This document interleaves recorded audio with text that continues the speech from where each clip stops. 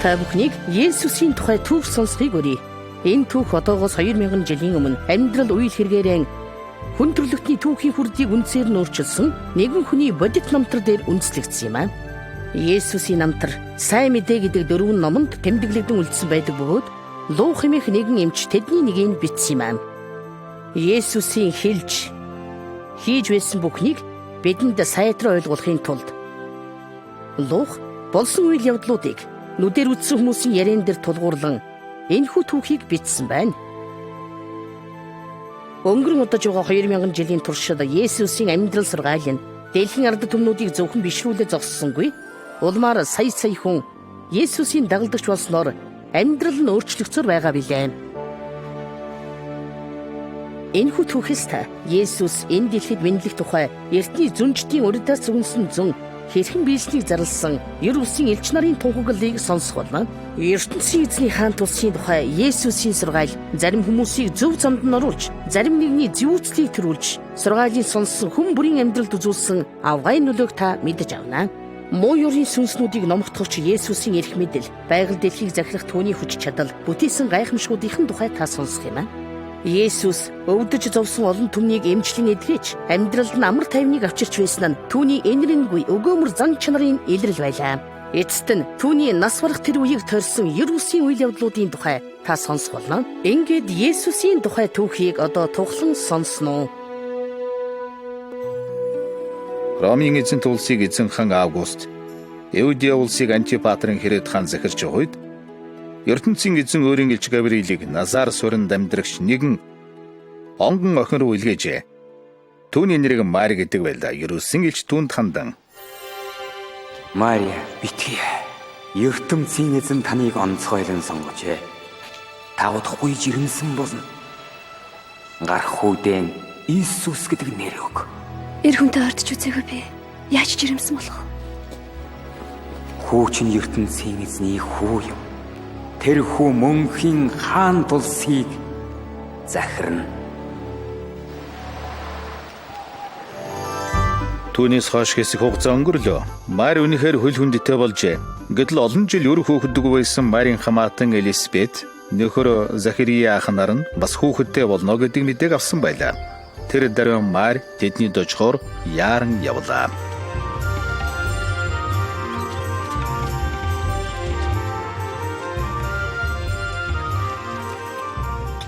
Элизабет.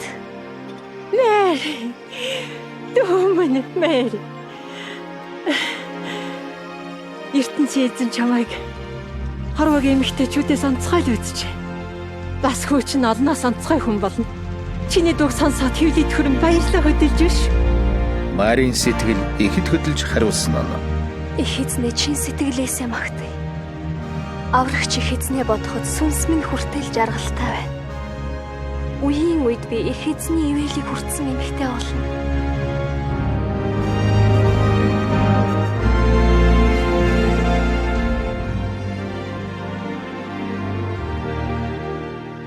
Ингээд Мари шигэртэн харж амарч хугацаанд өглөө. Гэтэл тэр үед Юудэ аймгийг захирч байсан Ромын эзэн хаан нэгэн зарлиг буулгасан төлөвлөгөөнд өөрчлөлт ороход хүргэжээ. Назар хотын хаан эзэн хаан Августын буулгасан зарлиг удахгүй хүн амын тоолог болно. Иймээс Галил Юудэ аймгийн эрчүүд өвгөдөцийн хэн төрсөн нутагт очиж харьяалан бүртгүүлсэвэ.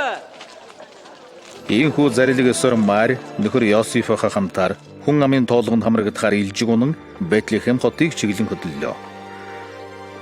Ингээд зорьсон газрын ирэхэд дэм буудлууд хүмүүсээр дүүрсэн тул тэдэнд хоноглох газар олдсонгүй. Мари хариугүй амарж төгсөн тул тэд арга буюу малын сарвчанд хорогджээ. Тэр үед суурьнгаас зайдуу хэсэг хончид хонио манаж байлаа. Гэтэл гинийт ертөнцийн эзний Ерүсийн элч үзэгдэх нь тэр. Энэ чи юу вэ? Энэ чи юу гэрэл байх вэ? Энэ чи ер бусын элч байх шүү дээ. Тэгтэл Тэнгэр элч айж сандарсан тэдэнд хандаж: Сонсогтун энэ шөнө Давид хааны төрлөх хотод танай аврагч эзэн мэндэлээ. Давид хааны өлгийг Бэтлехэм рүү явж Юу болж байгааг үзцгээе. Хончид баяр хөөрөөр дүүрчээ.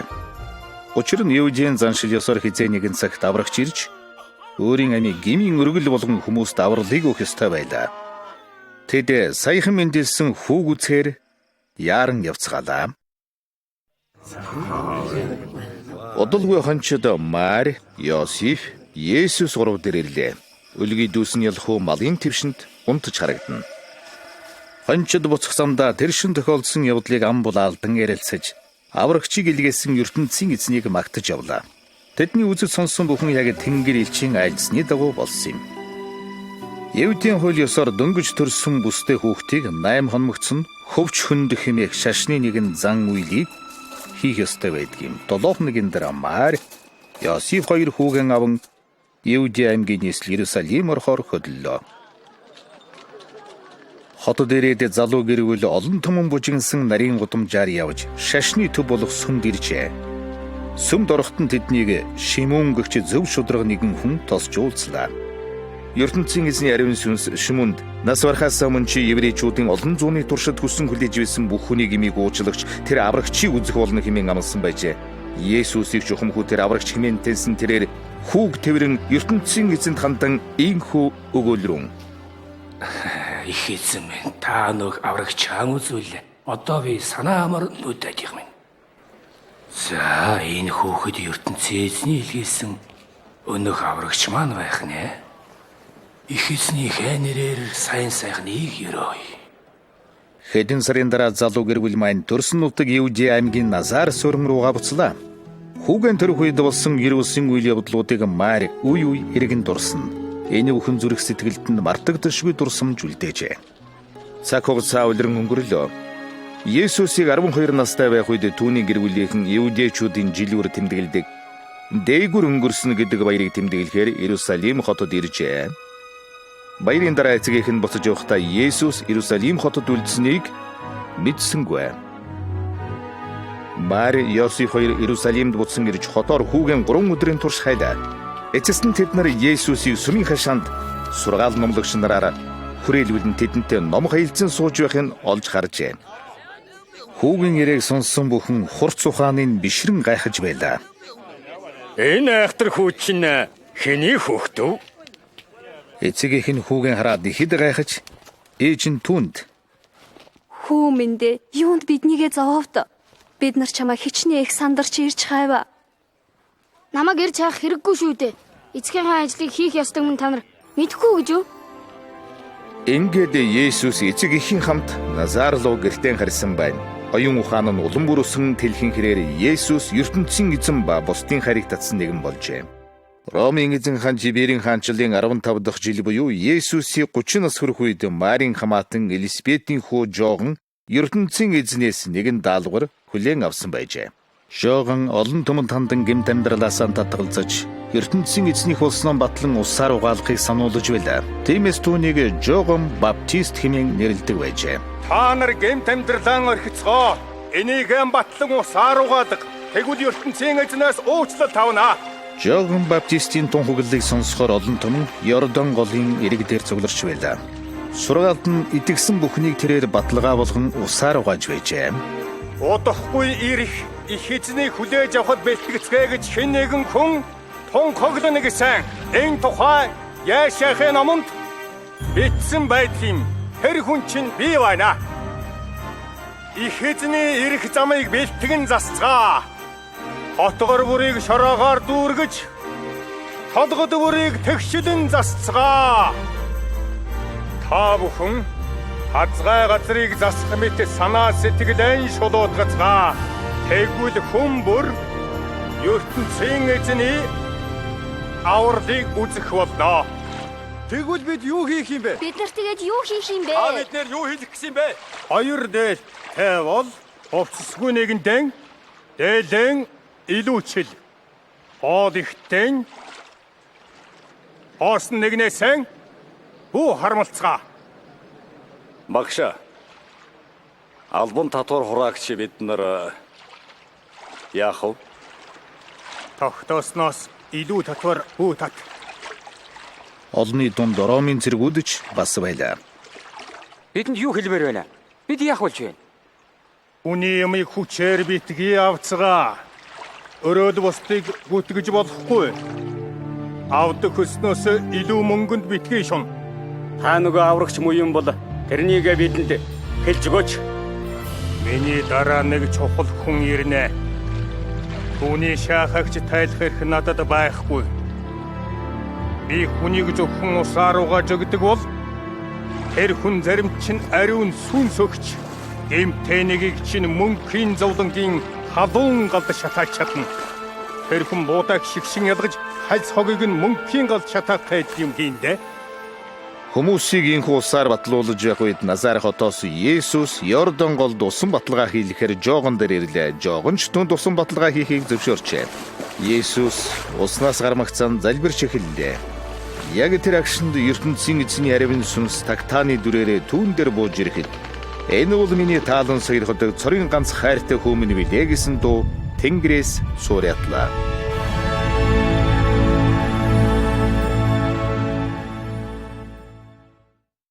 Есүс ертөнцийн эзний сүнсээр хөтлүүлэн цөлд очиж тэнд 40 хоног байтал адгийн муу ёрын сүнс ирж түүнийг сорихыг оролдлоо.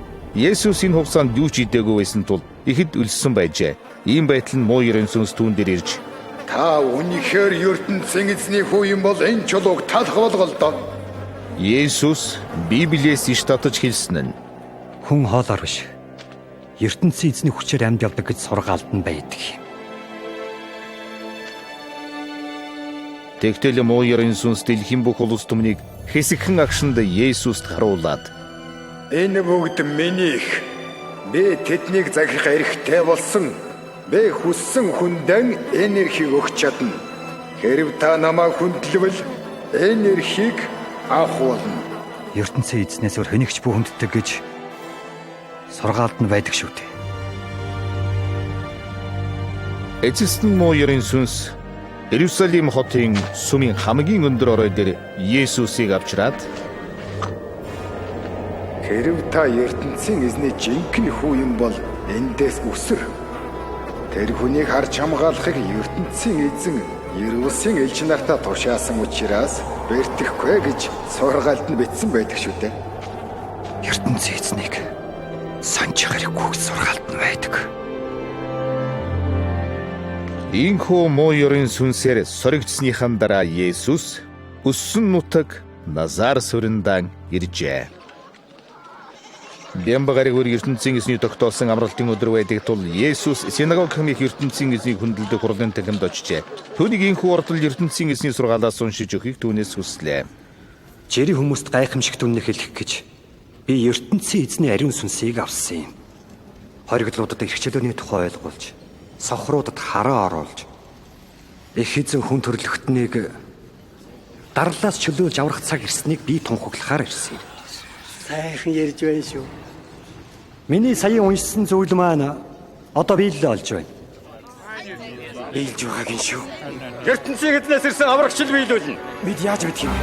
Эмчхэн өөрөөсөө бусдыг эдгэж чадна гихчээр чи Хаврнаам хотод хийсэн гайхамшигаа бидэнд үзүүлж чадахгүй гэж та нар надад хэлэх байх л да. Нутаг усандаа төрсөн зарлагыг хүмүүс ер нь хойшоодгүй юм. Ингэж хэлснээр Есүс өөрийн аврагч буюу ертөнцийн эзний онцгойлон сонгосон тэр нэгэн мөн гэдгийг илтгэсэн байлаа. Дөн чихнэ? Хууран читгэд. Хэн болоод ингэж ярьж байгаа? Энд чи мушааны хүү байна шүү дээ. Наата хөөж гар. Эндээс тайлбар. Ийхүү уурлан зэвүүдсэн тэд Есүсийг тосгоны захын өндөр хатан зохионоос түлхэж унахыг оролдсон боловч Есүс гинэ тэдний дундаас сууран гарч одлоо. Есүсийн тэнгэрлэг үйлхэрэг нүргэжин тэлхэд тэрээр ертөнцийн эзний хаан тулсын тухай бусдад тунхаглуулахын тулд дагалдагч нарыг сонгон авч бэлтгэж эхэлжээ. Галил нууран дээр тороор загасчилж буй Симон, Петр, Яаков, Иоганн нартай тэрээр дайрлаа. Тэдний ойролцоо загасчдын 200 байна. Есүс Симон гэгдэх нэгний завинд орж суугаад завиан эргээс холдуулахыг түүнээс хүслээ. Ингээд тэрээр тэрхүү завин дотроос хүмүүс сургаалаанд зааж эхэллээ. Сургаалаанд дуусаад Есүс Симонд хандаж Одоо та нар завья нуурын дунд аваач чадах. Тэгээд ямар ч үсэн тороо хаяад үзэлт. Багш, бид шүнжэнгөөл загасчлаа шүү дээ. Гэвч ганц ихч барьж чадаагүй л байна. Одоо яа гэх вэ дээ? таны хэлснээр шинж болъё доо. Яакобо, Йога, нааш. Тэд Есүсийн тушаал ёсоор торон усан таятал гинэт тор тасрамаар тийм их загас баригдах нь тэр.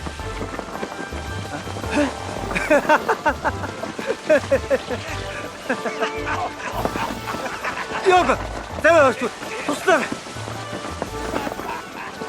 Тэд яран ирж хоёр заваа загсаар дүүргэсэнд завь даалгүй живхээр хүнд болжээ. Энэ хүү явдал Симоны гайхлыг төрүүлжээ.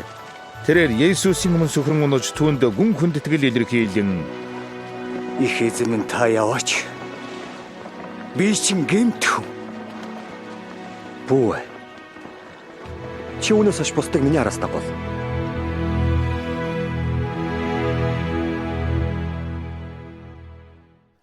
бүхэл шинжэнгөө ертөнцийн эзэндээ залбирсныхан дараа Есүс дагалдагч нараа дуудаж тэдний дундаас 12 хүнийг сайн мэдээг дэлгэрүүлэхээр сунган авч тэднийг төлөөлөгчд хэмээн нэрлэлээ.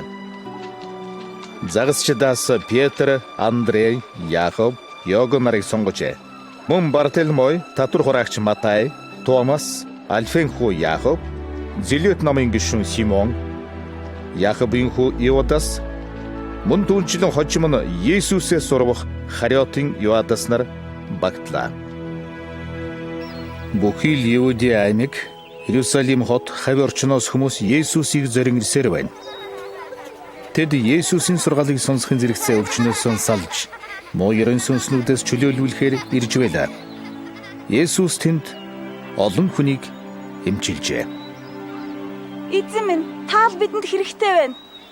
Зарим нэгэн түүний ертөнцийн эзний хаан тулсын тухай сургаалыг амтархан сонсохоор ирцгээж байлаа. Есүс тэдний зүрх сэтгэлд нь ярьж, нэг хэсэг хүмүүсийг залруулж, нөгөө хэсэг хүмүүсийг уурлуулж, ер нь сонсон булганы амьдралд өөрчлөлтийг авчирч байлаа. Есүс ертөнцийн эзний таалд хэрхэн нийцэх тухай ийхүү сургажээ. Сүнснийхээ дороог мэдсэн хүн ертөнцийн эзний усад орж жаргалтай бол ариун сэтгэлийг хүссэн сэтгэл хангалуун болж жаргана. Өнөөдөр уруу царай тань хожим аз жаргалтай бол ертөнцийн эзний илгээсэн аврагч надад итгэсний чинь төлөө хүмүүс та нарт хорсон атаг санаатнууд нь тэдний өвгд эдэсч ертөнцийн эзний зарлагуудад ингэж хандсан. Гэвч надтай нэгдмэл хүн ийм үдэж баяртай байх болно. Ийм зовлон давсныхаа төлөө та нар шагнал авна. 17, 18, 19, 17 байгаа л энд. Зайлуул да баячуу та нарын жаргал төр зурих шүү дээ. Энэ хүн баяжих дургүйг нь солиотой байх шүү. Жаргалтай хүмүүс минь ээ. Хожим та нар уйланд. Хүн бүрээс магтаа сонсгоос болгоомжл. Өвгд эз чинь хурамч хүмүүсийг л магтдаг байсан. Одоо тэгвэл өстөн дайснаа хүртэл өрөвдөн хайрлаж байна. Юу? Дайснаа хайрлахаа? Өөртөө орсдог хүмүүст ч чин сэтгэлээсээ тусал. Доромжилдог хүмүүсийн төлөө сайн сайхныг гуй. Хэрв нэг хацрыг чинь алгадвал нөгөө хацраа тавьж өг. Дээлий чинь авсан хүнд цам цаваас өгч. Гуйсан юмыг нь хүнд өгч бай. Хэрвээ хүнд юм өгвөл буцааж битгий нэг. Өрөөлөө сайн сайхныг хүсдэг бол өөрөө сайн үйл бүтээ. Ромчуудыг л яасан ч хайрлаж чадахгүй. Узар шамрон аймгийнхныг бол бүрч чадашгүй. ертөнцийн эзэн өөрөө хүртэл тэдэнд хайргүй штэ. Хэрвээ та нар бусдыг буруутгавал ертөнцийн эзэн та нарыг буруутгах. Хэрвээ шийтгвэл шийтгэн. Уучлалж бас уучлана. Бусдад өгөөмөр хандвал та нарт ч өгөөмөр хандаж бусдыг яаж хэмцснээр чинь хэмжинэ. Их эзэн минь, биднийг тэр зөв замаараа дагуулаач дээ. Зөвхөн өөртөө хайртай хүнийг хайрлах нь юу ч биш. Хувиа бодогч хар санаатнууд ч бие хайрлаж чадна. Үүнчлэн зөвхөн өөртөө туссан хүн туслах нь юу ч биш. Хар санаатнууд ч хүн тариу тусалдаг. Үгүй. Та нар өстөн дайснаач өрөвдөн хайрлаж тусал. Буцааж өгөхгүй хүнд ч зээлэг. Тэгвэл ертөнцийн эзнээ шагнал авч хөөхт нь бол ач тус мэдэхгүй адгүй муу хүмүүст ч мөнхийн эцэгчин сайн сайхныг өгдөг бол түүний л адил. Ойлгож байна уу та нар? Есүсийн нэр улам бүр алдаршихын хэрээр шашны удирдагч нар түүний зааж байгаа онцгой 9 сургаал гуйлагчин ядуучуудтай нөхөрлөх нөхөрлөлд нь зөвүүцэн түгшиж эхэлжээ. Харин Симон гэгч нэгэн Параш бэлгийн удирдагч Есүсийг ихэд сонирхож байгаа тухайга найздаа ярьж байлаа. Энэ хүнийг л мэдмээр байна.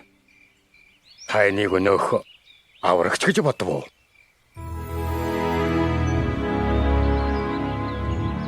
Ингээд Симон Есүсийг өнөөх ертөнцийн эзнээс ирсэн нэгэн мөн эсхийг мэдхээр оройн зогонд уржээ. Есүс урилга ёсоор дагалдагчдийнхаа хамтар тэдний дэрж шаахайгаа үүдэнд нь тайлаад дотогшин ороход түүний гэрийн эзний дэргэдэх хүнд зочны суудалд өрин суулгалаа. Есүсийн дагалдагч нар ч мөн ширээ тойрон тоглон сууцгаалаа. Гэтэлгэний гаднаас тэр хотод алдартай нэгэн янхан хүүхэн гартан анхлан үнэрт тос түргсэн ваар барьсаар орж ирхэн тэр. Есүсийг эднийд байгаа гэдгийг тэрээр олж мэджээ. Гүр энийг юм энд юу хийж байгаа юм? Бүүмэд. Өнөө хүүхэн Есүс рүү очиод уйлж шороо тоостой хөлийн нулим сараан угааж үсээрэн арчаад үнсчээ. Энэ хүн үнэхээр ертөнцийн эзнээс арлага юм бол өөрт нь гар хүрч байгаа. Энэ эмэгтэйн бузруулахыг мэдэн дээ. Өнөө эмэгтэй ваараа нэгээд Есүсийг хүндэтгэж байгааг нь тэмдэг болгож анхлан үнэрт тосоо хөлн дээр нь цутгалаа. Тэгтэл Есүс гэрийн эзэнд хандаж Симон үүнийх юм болохыг би мэднэ. Гэвч нэг юм асууя.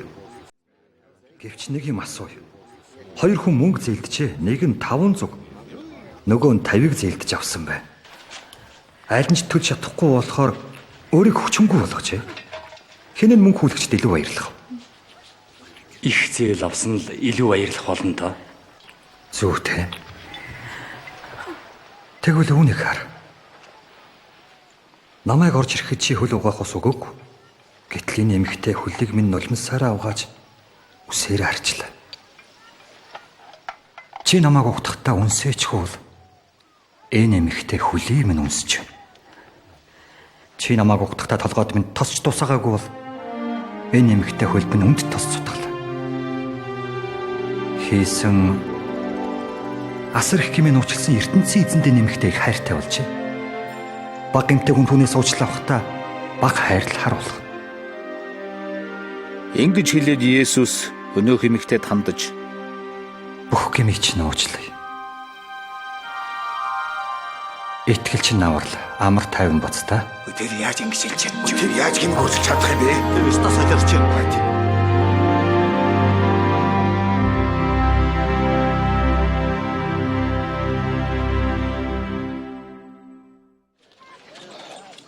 Худалдаачид загасчид Есүсийн сургаалыг сонсохоор тал бүрээс ирцгэж байлаа. Тэдний дунд ургацын эзэд болоод тариачид байсан мөнхийн улсын тухай сургаалаан зах сайхан бололцоог Есүст олгожээ. Тариачин улаан буудаан үр цаацхад зам дээр унсан зарим нэг нь хүний хүлдгэж гэгдэн шувуунд идүүлж дуустдаг. Чулуутай хөрсөн дунсан нэгэн соёоловч ус үгүй учраа ангаж хатан ураг хаа байлдаг. Зарим нь хогон ургуулын дундж жаахан өсөж байгаа түүндээ тэгцэр байгаа дөхнө. Гэтэл зарим нь сайн хөрсөн дуунаж өссөн тэгээд улмаар нэг бүрэн 100 болон үрждэг. Есүсийн дотны дагалдагч нар түүнийг олон түмнээс зайдуу авчираад саяхан ирсэн сургаалт зөвөрлөлийн тухай инхүү асууж байна. Багшаа, та яагаад заавал ингэж сургаалт үлгэр ярьдаг юм бэ? Та нар ертөнцийн эзний мөнхийн улсын нууцыг мэдэх ёстой. Гэтэл тийш орох ёсгүй хүмүүс гайхамшигыг сонсоод ч ойлгохгүй. Тэр байтугай үзээд ч ухаарахгүй. ертөнцийн эзний үг бол үртэй адил. Энэ үгийг сонсоод үл итгэдэг хүн зам дээр унсан үр мэт. ертөнцийн эзний аврал муу ёрон сүнс дургүй учраас сургаалыг хүмүүсийн санаанаас зайлуулдаг. Чулуутай хөрсөн дунсан үр мэт нэг нь сургаалыг анх сонсоод баярлавч оролдлогогүй учраас төр зуур итгэхэд бэрхшээл тулгархад ухардаг үлээ. хогийн ургамал дунд унсан үр мэд зарим нэг нь сургаалыг хүлээн зөвшөөрөгч эд баялаг хувийн бодол биеийн таалал давтан үр дүнгөө өнгөрдөг. Харин сайн хорсон дунсан үр мэд зарим нэг нь сургаалыг сэтгэл зүрхэндээ оруулж тэсвэртэй даган улам илүү үр дүнд хүрдэг юм. Есүс Галил дэх өдөр тутмын амьдралын өөр нэгэн жишээний сэтгэлэн сургаалаан цааш үргэлжлүүллээ. Хүмүүс та нар гэрэлдэн лөг битүү савн дотор юм уу? Орон дор тавьдаггүй биз дээ. Харин бусдад харуулахын тулд ил тавьдаг. Хүнд дараа үзүүлэх юмг нуухан зайлшгүй. Үүний адилаар ертөнцийн эзэн олон нууцаа бидэнд хожим тайлж өгнө. Сургаалыг хүлээн авах дуртай хүн илүү ойлгож чадна. Харин дургүй хүний санаанаас урдын авсан өчүүхэн ойлголт нь ч алга болно. Багшаа, ээж дүү нар чинь тантай уулзъя гадаа хүлээж байна. ертөнцийн эзний сургаалыг дагсан бүхэн мөнхийн ээж дүүнэр минь болно.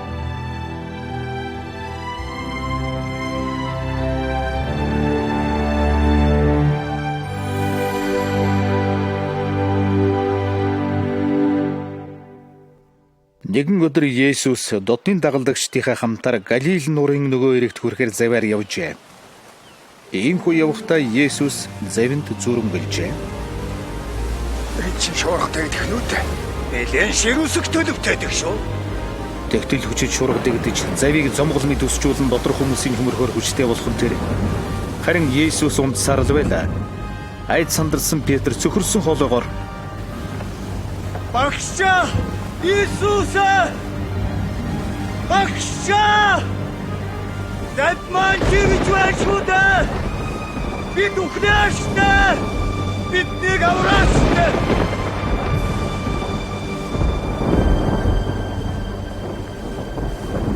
Есүс сэрж босч зогсоо догшин салхинд намдахыг тушаатал нуур тэр дарыг тогтун болох нь тэр. Зя. Ингээд аврагддаг байж. Итгэл чинь хаачаа.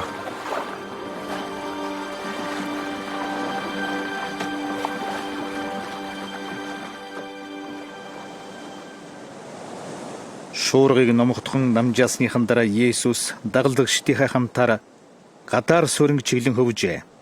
Эрэгт өхөж ирэхэд тэнд хэсэг гахайн сүрэг бэлчгэн харагдана. Есүсийг завнаас буухад муу ерөн сүнснүүдэд эзэмдүүлж галзуурсан нэгэн нүцгэн хүн түүн дээр ирж өмнө сөхрөн унаад Иесус ертөнцийн агуу хэзний хүмнэ. Намайг яах нь? Бушитгэж бид гуйж байна. Нэр чинь хэмбэ? Түмэн гэдэг эцэн минь бид гуйж байна. Мөнхийн зовлонд бооруулаач. Бид гуйж байна.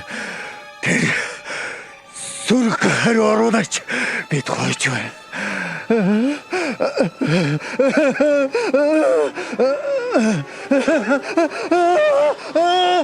Есүс тэр бузар сүнснүүдийг ойролцоо бэлчих гахайнд очихыг тушаалаа. Тэд ч үгийн дагсанд гахайн сэрэг өндөр цохоноос доош руудан гүйтлээ.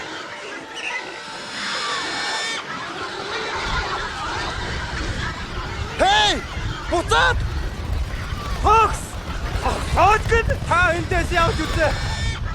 Гахайн сэрэг бүгд цохоноос унаж айх ууралхан зэрэгдсэн эцдийн орхин нууранд живж өглөө. Аймаар юм. Энд байх хэрэггүй шүү. Биднийг орхиж үз. Муу шүү зайд. Зайдаач. Харин энэ үед өнөөх галзуухан ховтос нөмрөн Есүсийн хөлийн дор сууж хараглаа. Муу ерөн сүнсэс чөлөөлөгдсөн түүний нүур амар тайван болжээ. Их эзэн минь би таныг хаач явсан дагъя. Гэртээ харь. Саяын болсны хүмүүст ир. Өнөө хүнч Есүсийн тушааснаар гадаар нутгийн хаанч явсан Есүс өөрийн хэрхэн чөлөөлөж амьдралыг өөрчилсөн тухай ярьж явдаг болжээ.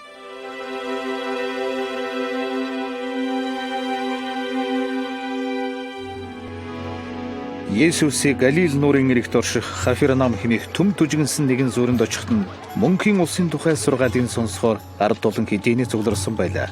Гинэ цугларсан улныг зайчил нэгэн хүн Есүс дээр яаран ирсэн Евдээчүүдийн хурлын танхимын тэргүүн Яир байлаа. Тэрээр Иесус өвчтөе охиныг минь аварч хайрлаа штэ.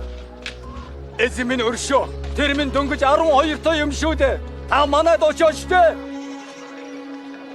Цугларсан олныг үлдээгээд Есүс түүнтэй хамт тэр дарыг гэрэл үн хөдөлжээ. Гэтэл замд нь өнөөх хүний найз нь дайралдаж Яар, уучлаарай. Охин чинь өнгөрчихлөө. Багш төвгөдөд яах вэ? Иесус. Бүү. Надад найдвал охин чинь сэхэн. Ийхүү Есүсийн хэлсэн үг Яирыг тайтгаруулж тэд чи гэрийн чиглэнд цааш явцгаалаа. Гэрт нь очиход олон хүн цуглараад гашуудан уйлан хайлж байлаа. Есүс тэднийг тэндээс тараагаад зөвхөн Яир болон түүний гэр бүл бас өөрийн дагалдагч болох загасчин Петр, Яаков, Йохан нарын хамт тэдний дүүлдлээ. Өнөөх нас барсан охиныг орон дээр хэвтүүлсэн байлаа. Есүс түн рүү бүхийж гараас нь бариад битгий гашууд. Миний хувьд энэ охин үхээгүй унтаж байна. Охин минь. Бос. Тэр дараа охины нүд нээгдэж эвэрүүл болоод босож суужээ. Охин минь бослоо гэж үтэй. Охин минь амд вэ? Охиндоо идэх юм уу? Харин юу болсныг хүнд ирсэн хэрэггүй.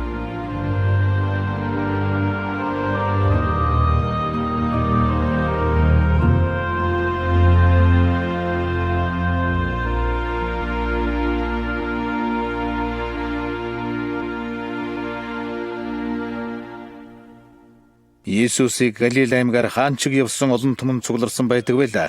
Хүн бүрэл өрөв сэтгэлдээ түүнийг харахыг хүсч хүчит сургаалын сонсхийг тэсгэлгүй хүлээдэг байжээ. Хүний амь наснаас чухал юм байхгүй учраас идэх хоол, өмсөх хувцсандаа бүү санаа тавь. Жишээ нь хон хэрэг өөрөө тариа тэр чадгалдаггүй хэрнэ. Ерөөсөө өсөж өгдөг. ертөнцийн эзэн л тэдэнд тоологдог. Энийг л хэрэг зүйлэн бод. Гэтэл та нар түүний хувьд ямар шуутай зүйлшгүй чухал шүү дээ. Гэхдээ бид өөрсдийнхөө төлөө санаа тавих хэрэгтэй шүү дээ. Дэми санаа зовоод амьдрал ягаад шурцсахгүй. Үүнийг л хийж чадахгүйгаас хойш өөр юм санаа зовхон хэрэг алга. Хээрийн цэцэг өөрийгөө торддгоо боловч эртний Шломо хааны хамгийн тансаг хувцаснаас ч гоё харагддаг. Галд шатаахаас өөр ашиггүй үсэг ертөнцийн эзэн тийм сайхнаар бүтээж чадсан бол та нарыг бас хувцлуулж чадна. Та нарын итгэл бага байна.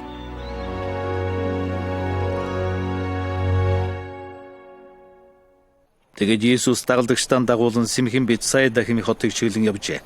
Гэвч олон түмэн мөн л тэдний араас дагалаа. Есүс ч тэднийг дуртаяа хүлээн авч ертөнцийн эзэн бас мөнхийн улсын тухай сургаж өвчтөе нэг нь эдгэлээ. Бүрэнхий болох үед 12 дагалдагч нь түүн дээр ирж багшаа энэ газар зэлүүд энэ олон хүн айлд хоноглож хооллох хэрэгтэй учраас гацаар уу явуулъя. Та юу гэж бодож байна? Та нар тэдэнд идэх юм уу л дөө. Бид нь таван талах хоёрхан загаснаас өөр юм алга та. Есүс зөвлөрсөн улныг 50-50-аар нь суулгахыг дагалдагч нартаа зааварчлаад тэнгэрөөд гараан сунгон. ертөнцийн эзэн минь ээ. Хөрс шорооноос хүнс тэжээл ургуулагч таньда талархъя. Ингэж залбирсныхан дараа Есүс талах загасыг хован сакснуудыг дүүрэхэд дагалдагч нар түүнийг олон түмэн тарааж эхэллээ.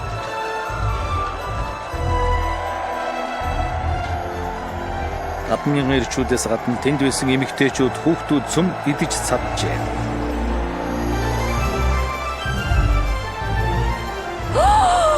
Ястай гайхамшиг. Үнэмшмээргүй юм. Дагалдагч нар нь хүмүүсийн дундуур явж үлдгэлийн цуглуулахад тэдгээр нь 12 сагс дүрсэн байна.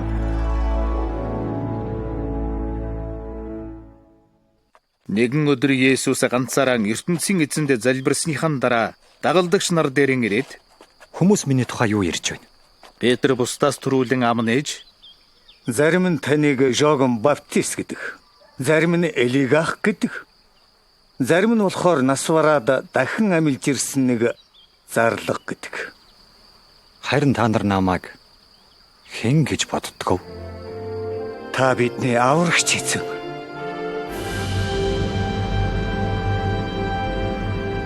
Одоохондоо хэнд ч үнийг бүхэл. ертөнцийн эзний хүү би их зовлон тулж алвал. Гэвч 3 хоногийн дотор ертөнцийн эзний хүчээр дахин амьлах болно. Хожим хэрхэн цовдлуулж амь өргөдөх тухайгаан Есүс инхүү ярьжээ. Тэрээр гүтгэгдэн алуулах боловч 3 хоногийн дараагаар дахин амь орны хэмээн амласан юм. Гэвч дагалдагч нар нь энэ тухай ойлгохгүй байлаа.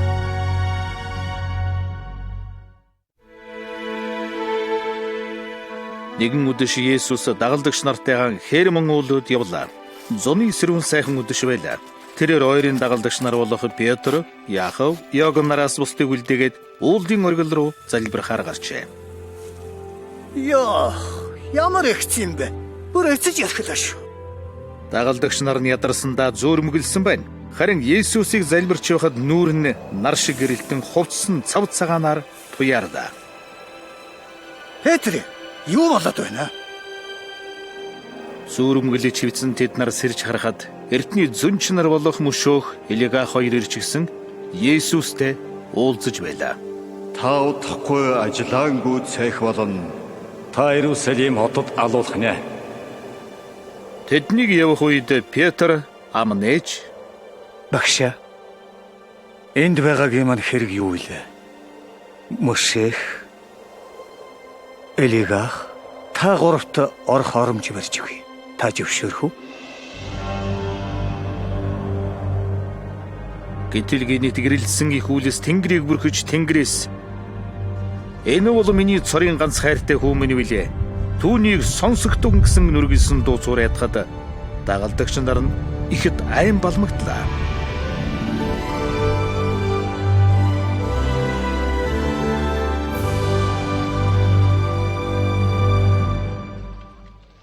Энэ явдлын дараа Есүс, Петр, Яаков, Иоганн нартай бусад дагалдагч нар дээр ингэж ирлээ. Тэгтэл тэнд нэгэн муу ёрын сүнстэй хүүгийн дэргэд олон хүмүүс цугларсан байлаа. Хүүе, хүрээд ирлээ. Багшаа. Багш минь ганц хүүгийн минь өршөөж хайрл. Хүүд минь туслаач гэж би танаас гуй. Хүүд минь шөглсөн муу ёрын сүнсийг зайлуулж өгөөч гэж би таныг дагаж явдаг улсуудаас гуйсан боловч тэд чаддаггүй. Яасан итгэл муутай болсон вэ? Би хэр зэрэг удаа үний чинь твчих юм бэ? За хүүг авдар. Тэгтэл муу ёрын сүнснүүд хүүг газарт хүчтэй унгаж түүнийг татгануулж эхэллээ. Есүс муу ёрын сүнснүүдэд хандан хүүг орхин зайлахыг тушаасанд өнөө хүү тэр даруй зөв зүгээр болоод босч ирлээ. Яста чингэн гайхамшиг.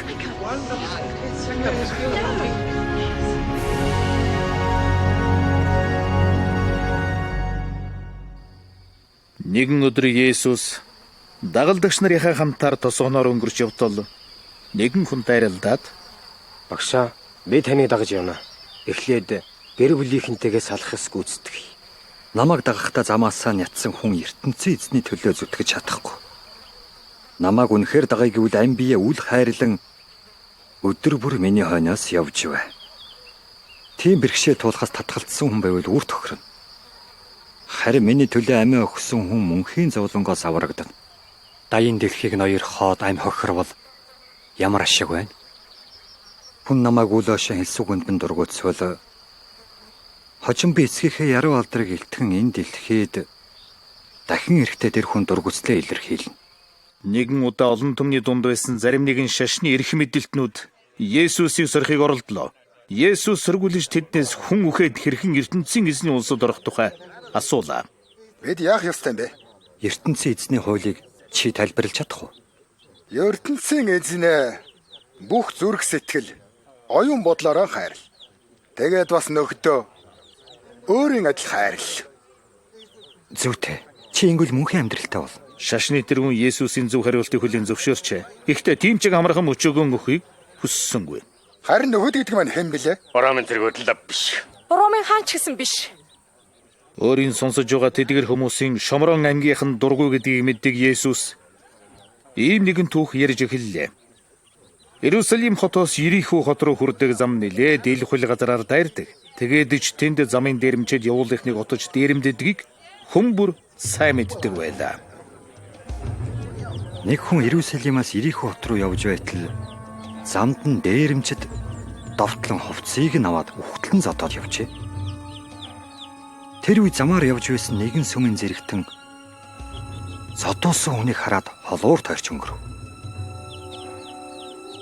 Мөн сүмд ажилдаг Лев аймгийн хүн гэмтсэн хүнийг хараад тойр өнгөрөв. Харин Шомрон аймгийн нэгэн хүн түүнийг үзээд ихэд хайрлан өрөвдөж гинэ. Шомрон аймгийн хүн үү? Арай үгүй байлгүй те. Хэнд ч хэрэггүйтэй хүн яхалаараа иудэ хүн тусалж байдгүй лээ. Тэгээ шархыг бод сувлаад илжигэн дүүрэн дэм буудлын газар авчирв. Маргааш нөгөө хүн явхдаа буудлын эзэнд 2 лам мөнгө өгөөд энэ хүнийг сувилж өгөөч. Хэрэг илүү мөнгө хэрэгтэй бол би буцахтаа төлнө гэжээ. Тэгвэл энэ гурвын аль нь зодуулсан хүний жинхэнэ нөхөр байсан бэ? Мэдээж элэгсэг хандсан нэг нь л. Тэгвэл та нар ч үүнтэй адилхан байх түн хэмээн Есүс тэдэнд хэлжээ.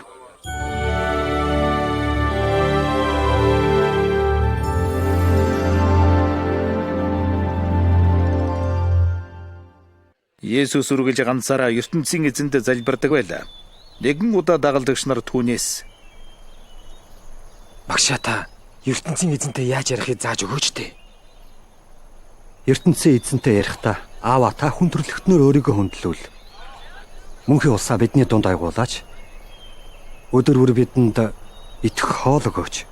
Өөрсдийн эсрэг ямар ч муу юм хийсэн хүнийг бид уучлана. Та харин биднийг эмийг уучлана уу? Бид нар гим хийлэх гэж оролдохыг адгийн муу ёрын сүнсэнд бүү зөвшөөрөөч гэж хэлв. Ингээд дагалдагч нар нь түүнтэй тосгоноос тосгон дамжин явхад нь Есүс үе үе зогсож тэдэнд хэрхэн залбирах тухай олон чухал зүйлүүдийг сургасаар явжээ. ертөнцийн эзэн хүний гуйсан юмыг заавал өгдөг. Юм мэдхийг хүссэн хүнд лавтаа ойлгуулж өгнө. Хэрэгтэй газрынхаа үүдийг тогссон хүнийг хөтлөн оруулж өгнө. Тиймээс та нар гуйсан юм авч чадна. Хэрэгтэй юм ойлгож чадна. Хүссэн газартаач орж чадна. Юу гэсэн үг вэ? Загас гуйсан хүдэ хинч хортмогоо өгдөггүй үсттэй. Өндөг гуйсан хүдээч олгоо хорхоо өгдөг. Гэмт хүмүүс та нар хүртэл үр хүүхэдтэй аль болох сайн юм хийж өгдөг. Тэгвэл бидний мөнхийн эцэг туйлын ариун учир гуйсан хүмүүрд ариун сүнсээ заавал өгнө. Та нэг төрүүлж өсгсөн их ямар их азтай юм бэ? ертөнцийн эзний үгийг дагсан хүн ихээс минь чилэг азтай.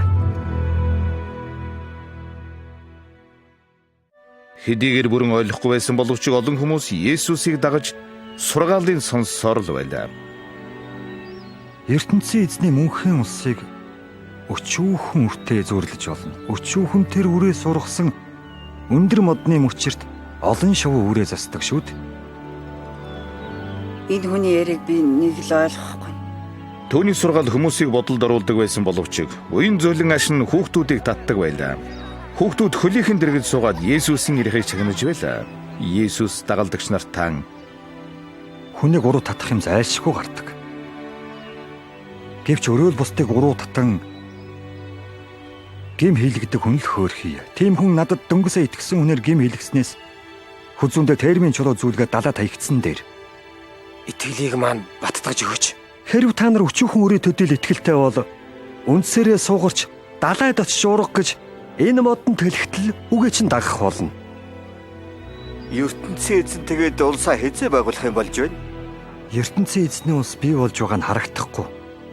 Тэр улс та нарын дунд байгаа учраас л тэнд энд бий гэх арга байхгүй. Хожим та нар намайг энэ дэлхийд байгаасаа гэж хичнээн хүсвч тэр үе чинь би ирэхгүй. Аянгын гялба Тэнгэрийн хаяанд гинэт үзэгдэхийн адилаар ертөнцийн эзний илгээсэн хүн би гинэт ирнэ. Харин эхлээд би их зовлон эдлэн энэ хүмүүс намайг үзэн ядах болно. Есүс хүүхдүүдээр хүрээлүүлэх дуртай байлаа. Заримдаа дагалдагч нар нь хүүхдүүдийг түүнээс холдуулахыг хичээсэн боловч тэрээр хүүхдүүдийг илгэсгээр тэрч өвөр дээрэн суулгаад дагалдагч нартан өгөөдрөм. Тэгэхээр та нар бусдад ингэж ил ханд. Хүүхдүүдийн эрхийг бүү саатвал ертөнцийн эзний улс ийм л цайлган хүмүүсийн гişв. Тэр улсыг хүүхэд шиг цайлганаар хүлээн зөвшөөрөхгүй хүн тийм гайхамшигт улсад орж чадахгүй. Миний өмнөөс нялх хүүхэд төртөл туссан хүн над сайн юм хийж өгсөн хэрэг. Үүгээр намайг илгээсэн ертөнцийн эзэнд сайн юм хийж байна. Та нарын дотроос хамгийн дорд нь хожим тэргүүн болно. Нэгэн өглөө Есүс дагалдагч нарынхаа хамт замдгаар хар зэгж бэтэл нэгэн чинэлэг залуу Есүсийн өмнө ирээд хүндлэн сөгдөжээ. Тэрээр энэ насны эцэст ертөнцийн эзэнтэй хэрхэн мөнгө амьдрах тухай мэдхийг хүсчилдэ. Ариун багшаа, би явал мөнхийн амьдралыг олж болох бол? Та намайг ариун гэв. Тийм ээ, ертөнцийн эзэн үнэхээр ариун. Бүү завхаар. Хүн бүү ал. Худал бүү хэл эцэгхээ хүндлгсэн хуулийг та мэднэ үсттэй. Би харвагасаа л тэр хуулийг чинь дагсан хүн шүү дээ. Та хөрөнгөө зараад мөнгөө ядуусдаг. Тэгвэл ертөнцийн эзний улсаас их баялаг авах болно. Тэгээд намайг даг. Өнөөх баян залуу толгоогоо бүхийлгэн гонигтай явж одлоо. Есүс түүний хойноос харж дагалдагчтай хандан баян хүн ертөнцийн эзний улсад орох нь үнэхээр хэцүү.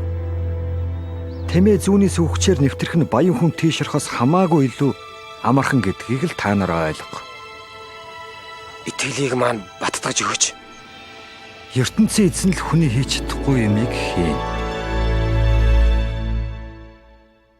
ертөнцийн эзний тухай түүний өвөрмөц сургаалууд бас инэрэл хайрын нийгмийн хамгийн ядарч зүтэрсэн хэсэг чиглэсэн байсан учраас олон түмэн үргэлж түүнийг тойрон хүрээлдэг байлаа. Нэгэн өдөр Есүс дагалдагчтайгаа нэгэн хот руу дөхөж явтал зам дээр нэгэн хараагүй гуйлагчин дайралджээ. Хөөш, наа чи юу болоод байна? Надаар хотыг Иесус ирж явнаа хөө. Иесус. Давид хааны утмын намайг өрөвдөөчтэй. Есүс зогсож өнөө хүнийг авчрахыг дагалдагчдаа тушаалаа. Ингээд ирэхэд түүнээс чи надаас юу хүсэв? Хараатай болох юмсан. За хар. Итгэл чинь чамаа гэдгээл. Би харж байна. Би харлаа шүү дээ. Би харж байна.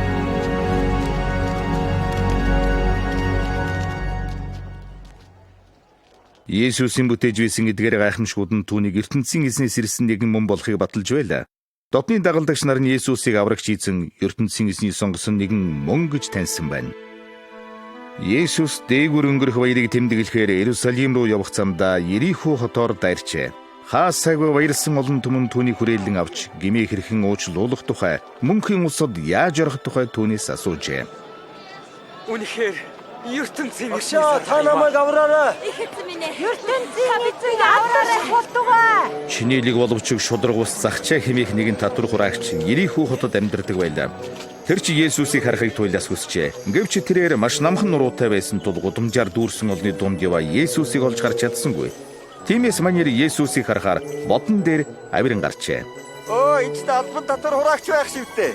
Есүс модны дор ирж зогсоод өөдөө захчаа руу хараад Загчаа буугаад ир. Өнөөдөр би танаад зачлаа.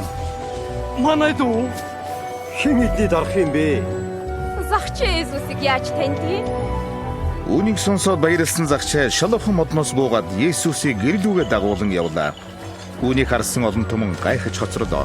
Татвар хураагч нар нутаг нэгтнүүдээ мэхэлж үргэлж илүү татвар хураадаг байсан тул шашны удирдагч бүү хэл жирийн хүмүүс ч Ромынхны гар хөл хэмээн тэднийг үзэн яддаг байлаа. Харин тэгтэл Есүсийн загчаад үзүүлсэн хайр түүний зүрх сэтгэлийг өөрчиллөө. Их эзэн минь, одоо би хөрөнгөнийхөө тэн агсыг ядуус өгнө. Би хүнээс мэхэлж авсан юмаа Бүгдийг дөрөв нугалж буцааж сөлгөөр шийдлээ. Нэрш. Албан татвар хураагч авсан юмаа буцааж өгнө гэдэг чинь ёстой өнөмсмээргүй хэрэг байна да. ертөнцийн эзнээс ирсэн би гэмт хүмүүсийг мөнхийн шийтгэлээс аварна. Өнөөдрийн найл мөнхийн зовлонгоос аврагдлаа.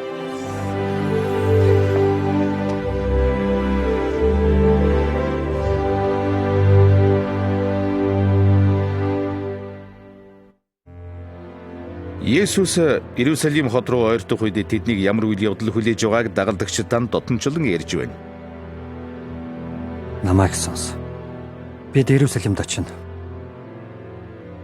Олон зуун жилийн өмнөх зөгнөлт үг тэнд биелэх болно.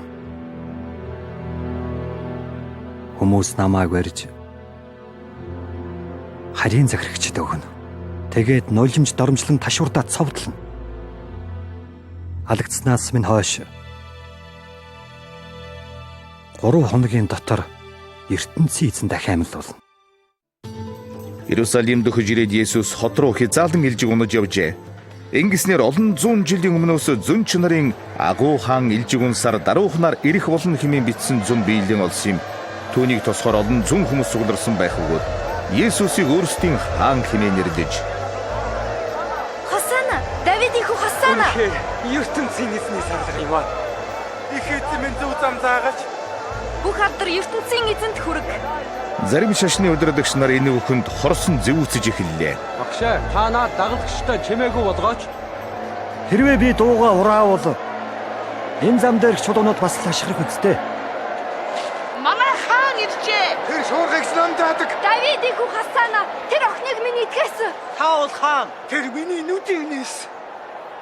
Есүс Иерусалим хотын гадна ирээд хот руу харан зогслоо. Оршин суугчдын ихэнх нь Есүсийг аврагч гэж хүлийн зөвшөөрөөгүйгээсэн болж ирээдүйд сөнөөгдөн устгагдах тэр хотын төлөө тэрээр гашуудан уйлжээ. Иерусалим хотынхон та нар ертөнцийн эзний энх шаргалтай замыг мэдвэл сайнс. Гэтэл тэр замаар хэрхэн явахыг ойлгосонгүй. ертөнцийн эзэн та нарыг ямагт муу муухай бүхнээс хамгаалах санаатай. Гэвч та нар үүнийг ойлгоогүй учраас хожим харийн дайснууд хотыг чинь бүсэнд дайтаж үр хүүхдээ чинь цуг хятан үнсэн тавраг болгоно.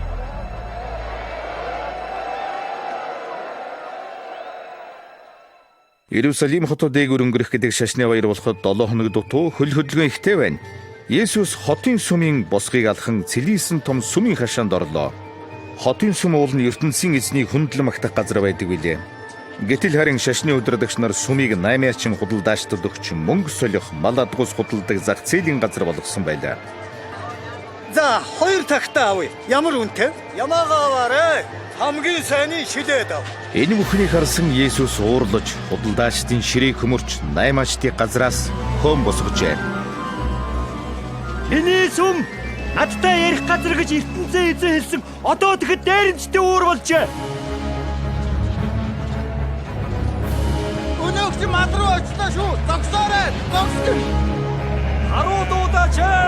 Манайш дуудаач.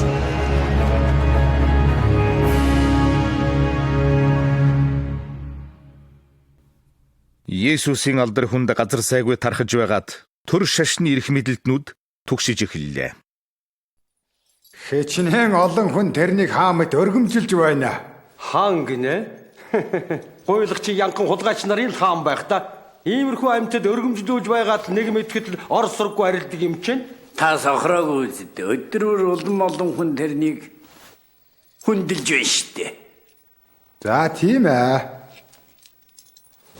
Шулуухан хаан болгож байна. Энэ хүнээс болж бослог гарвал та өөрөө хариуцах болно шүү.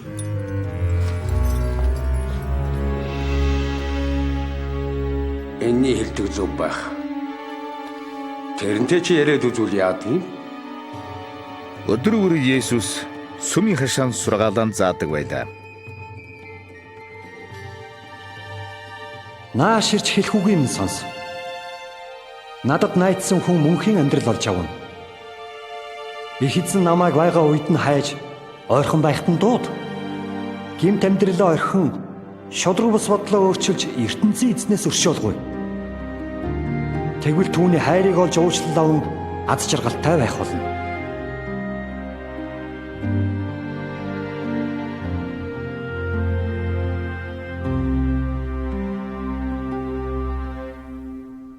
Нэгэн өдөр хэсэг шашны эрх мэдэлтнүүд Есүс дээр ирж хэний зөвшөөрлөөр ийхүү сургаал заадаг нь асуун.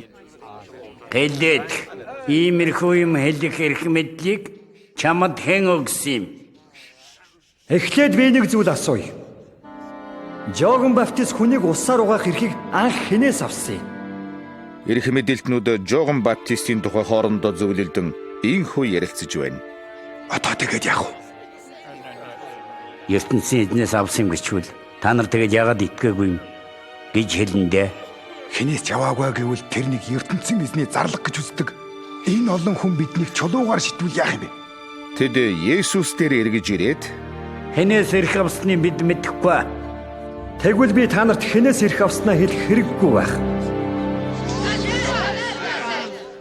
Тэдний бузар санаа өвөрлөж ирснийг мэдсэн Есүс ийм нэгэн түүх хэлж эхэллээ. Нэгэн хүн усан үзмийн цэцэрлэг тарьж хэдэн дарсчин түрээслээд харин нутагт явжээ. Сонсож байгаа хүмүүс Есүсийн ирж байгаа түүхийн үйл явдлыг сайн ойлгохоор байлаа. Учир нь тэр хавийнхан чулуурхаг уулын бэлгээр усан үзмийн тариалан эрхэлдэг байсан. Баян газрын эцэд газраан түрээслүүлэхдээ ургацын тодорхой хэсгээс нь хүртэх нөхцөл тавьдаг байлаа. Усан үзм хураах цаг ирэхэд эзэн түрээсээ авах гэж нэг зарцаа илгээхэд дарсчид түүний зодоод гар хоосон буцааж. Тэгэхэр нь эзэн өөр зарцаа явуулсан боловч бас л хэрцгий хандан юу ч өгөлгүй буцааж. Дараа нь эзэн 3 дахь зарцаа явуулахад мөн л зодож гинтээсэн учраас одоо яах вэ? Хайртай ганц өгөө явуулбал эрхвиш хүндэлнэ үзье гэж бодлоо. Харин дарсчид хүүг хараад эзний үс алгамжлагчийг албал цэцэрлэг манах болно гэж хоорондоо хэлцчихэндээ. Цааш нь яриач. Тэгээд тэд хүүг цэцэрлэгээс гарган алжээ. Тэгвэл эзэн өөрөө ирж хорон санаатаа дарсчдыг алаад өөр хүмүүс цэцэрлэгээ төрөөслөн өгөх нь зөв биз дээ. Барилгачдын гол чаясан чулуу байшингийн тулгын чулуу болно гэж ертөнцийн эзний сургаалд яагаад бичсэн? Тэр чулуун тэгэлж ойтсон хүн бүр гэмтэн. Хэрвээ тэр чулуу дээрээ сунах юм бол хүнийг няцтаар. Тэдний ийхүү сургаалаараа дайрсанд зэвүүцэн уралсан тэдгэр шашны эрх мэдээлтнүүд Есүсийг баривчлахыг оролдлоо. Гэвч тэд ард олноос имээжээ. Ингээд тэд Есүсээс амлдуулахыг эрмэлзэж эхэллээ. Багшаа, таныг шудраг зүйл хэлж ярьдгийг бид сайн мэднэ шүү дээ. Та хүмүүсийн нийгмийн байдлын тухай биш, харин ертөнцийн эзний үннийг заадаг юм байна. Тэгвэл та нэг хэлээд тэгэж, бид ер нь Ромын хаанд татвар төлөх нь зөв үү? Эсвэл буруу юу? Евдийн үндэснүүдийн ихэнх нь хотын нийслэн түрэмгийлсэн Ромын засгийн газрыг эсэргүүцдэг байжээ. Тиймээс Ромын эзэн хаанд татвар төлөх нь тэдний шашны хуульд нийцэхгүй гэж боддог байж. Хэрвээ Есүс энэхүү хандлагыг дэмжсэн хариу өгвөл Ромын эзэн тулсыг эсэргүүцсэн хэрэг татагдах байлаа. Харин Есүс энэхүү асуултанд даруй хариулан хэлсэн нь: надад мөнгөн зос үзүүлээч. Хэний дүрсэн дээр нэртэйгээ байна? Ромын хааны.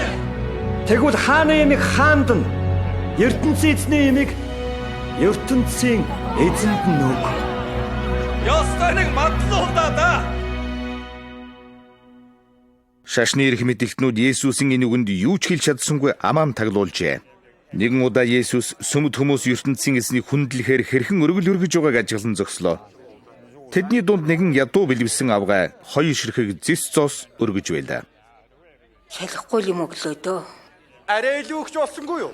Энэ ядуу бэлбсэн авгаад бусдаас илүү өглөө. Хүмүүс илүү гарсан мөнгөө өргөн барьж байхад энэ ядуу авгаа илүүшлэх юу ч хүү байдлаа. Амзуулгын хэдэн мөнгөө өргөн барьж байна. Сүмийн тэргүүн шашны эрх мэдээлтнүүд Есүсийг хорох хувилдаан зохиож эхэллээ. Тэд Есүсийн өөрийн ойрын 12 дагалдагчдын нэгийг энэ ажилд татан оролцуулах санал гаргаж, энэ үед Хариотын Иодаст муу ёрын сүнс шүглэж тэрээр нууцаар шашны удирдагч нартай уулзаж 30 ширхэг мөнгөн зоосны хөлсөөр Есүсийг барьж өгөхийг амласан байна.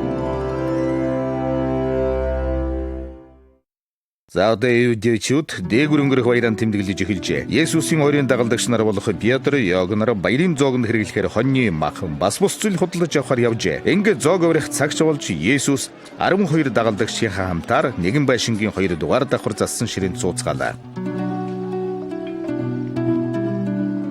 Зовлонт мөчөөс өмнө би та нарын хамт энэ баярын зоогийг барихсан гэж хүсэж байлаа. Тэгэхдээ ертөнцийн эзний улсыг тунхаглах хүртэл би дахин ийм зоог барихгүй. Ийхүү барих зоог нь уг баярын чухал хэсэг байдаг байлаа. Энэ нь 1000 жилийн өмнө Израильчууд Египтийн дарлаас чөлөөлөгсний бэлэг тэмдэг байсан юм. Түүний сацуу энэ нь ирээдүйд ирж хүн төрлөختнийг гимээс нь ангижруулан мөнхийн улсад оруулах тэр нэгэн аврагчийн эрхийг зөгнсөн бэлэгдэл байжээ. Зоог барих үеэр Есүс хэсэг талх авч ийхүү залбирчээ. ертөнцийн их эзэн минь ээ. Хөрс шорооноос буудаа ургуулагч таньдаа би талархав. Энэ талх та нарын төлөө өргөх миний биеийг төлөөлнө. Үүнийг идэхдээ намайг сана. Тэгэд Есүс талхыг хувааж дагалдагч бүртэн хүртээжээ. Дараа нь усан үзмийн дар саягалаад ертөнцийн их эзэн минь ээ. Хөрс шорооноос усан үзм ургуулагч таньдаа би талархаж байна. За та нарын дарснаас амсцгаа. ертөнцийн эзний улсыг тунхаглах хүртэл би дахин та нартай хундаг өргөхгүй. Энэ дарс миний цустай адил. Миний цус ертөнцийн эзэн ба хүн төрлөختний хоорондох шинэ гэрээний баталгаа. Та нарын нэг нь намайг дайсанд барьж өгнө. Арайч дээ. Миний үхэл гарцаагүй боловч тэр урагч золгүй юм. Их эзэн минь. Тэр урагчийн нэрийг хэлээд өг. Юу л бол тоо. Тийм хүн байх ёсгүй дээ. Их эзэн минь. Тэр урагчийн нэрийг хэлээд өг. Симон, чи намайг сонс. Адгийн муу ёрын сүс та нарыг цайруулсан будаа шигших мэт туршин шалгана. Би чиний итгэлийн төлөө ертөнцийн эзнээс гуйж байсан. Чи гимээ цагт нь ухамсарлаж дахин миний хоноос дагаж нөхдөө урамшуулах хэрэгтэй. Их эзэн минь. Тантай хамт шоронд орсон ч хамаагүй. Үхсэн ч хамаагүй. Петр минь. Чи маргааш өглөө дахиад онгодохоос өмнө надаас 3 удаа урванда. Би та нарыг мөнгө төгрөг ачаа тийшгүй илгээхэд хэн ч нь юугаар дутав. Ястай юугаар ч дутаагүй те. ертөнцийн эзний сургаал бичсэн үгс биелэх цаг ирж байна. Тэр бол миний тухай үг. Хүмүүс түүнийг хэрэгтэн мэт үзнэ гэсэн үг бил. Тэр үед мөнгө төгрөг ачаа тийш авч явах хэрэгтэй болно. Дээлээ худалдаж сэлэм авах цаг ч ирнэ. Тэр шөнөдөө Есүс дагалдагч нартайгаа хамт Иерусалим хотыг орхин ертөнцийн эзэндээ залбирахаар Олив модод ууланд гарчээ. Тэнд тэд нэгэн цэцэрлэгт орцгоолоо. Ойролцоон олив жимсийг бяцалдаг бололтой нэгэн том бул чулуу харагдана. Энэхүү цэцэрлэгийг Гетсемен гэж нэрэлсэн. Тус шахах гэсэн утгатай. Есүс дагалдагч нартаа муу ёрын сүнснээс хамгаалахыг хэзнээс гуй. Өөрийнх нь баригдан алуулах цаг ойртож байгааг мэдэрсэн тэрээр ертөнцийн эзэндээ залбирахаар дагалдагч таасан зайдуухан очиж газарт сөгдөн суулаа. Аав. Та хүсвэл надаас энэ зовлон зайлуулаач. Гэхдээ миний хүслийг биш, өөрийнхөө хүслийг биелүүлээ.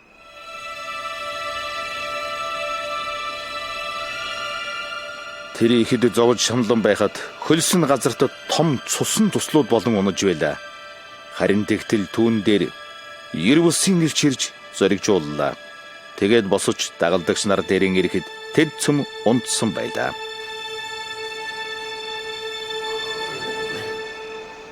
Бүүнд босцоо.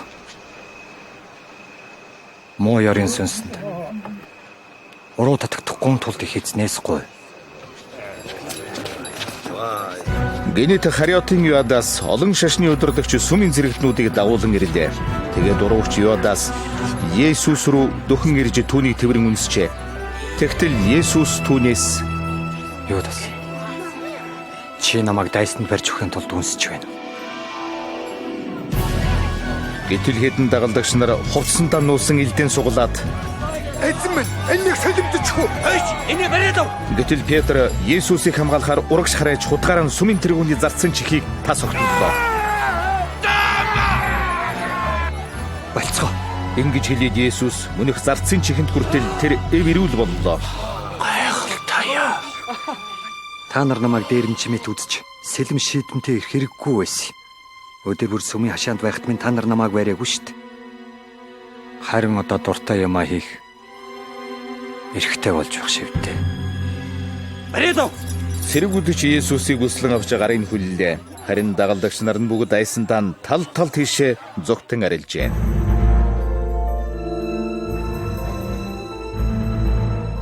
Хүн амтангүй харанхуй Иерусалимийн гудамаар цэрэгүүд Есүсийг сүмийн ахлагчинд хүрэхээр авч явна. Наатхан сайн манарай. Петр тэднийг алсаас даган сүмийн хашаанд орлоо. Харуулууд уртудаан шүнэд бэлтгэн түүдэг асаасан харагдана. Петр ч дулаацах санаатай галдад өгч зарц нарын дэргэд суулаа. Тэгтэл нэг эмэгтэй түүнийг таньж Энэ бас Иесус их штэ. Эгч, би тэрнийг танихгүй. Би хамт явж байхыг харсан байхгүй юу? Харуулууд Есүсийн нүдийг богоод зодож эхэллээ. Хэн зөв хэлээдтэй. Дараа нь хин зөв. Таалтаа. Тэр үеэр Петр ордны хажуугийн зүргөөр сандран алхаж явтал хэн нэг нь түүнийг таньсан бололтой. Чи бас тэднийх вэз? Үгүй шүү. Тэр үед сүмийн эрх мэдээлтнүүд хуралдахаар шалуухан цуглжээ. Тэгээд хоригдлыг авчруулахаар хүн илгээлээ. Таны үнэс зарцчил байна штэ. Болцгоо. Наатхан ахлах нарын зөвлөлд хүрв. Яв. Сүмийн зөвлөлийнхэн Есүсийг байцааж эхэлжээ. Чи тэгээд ертөнцийн эзний илгээсэн аврагч уу?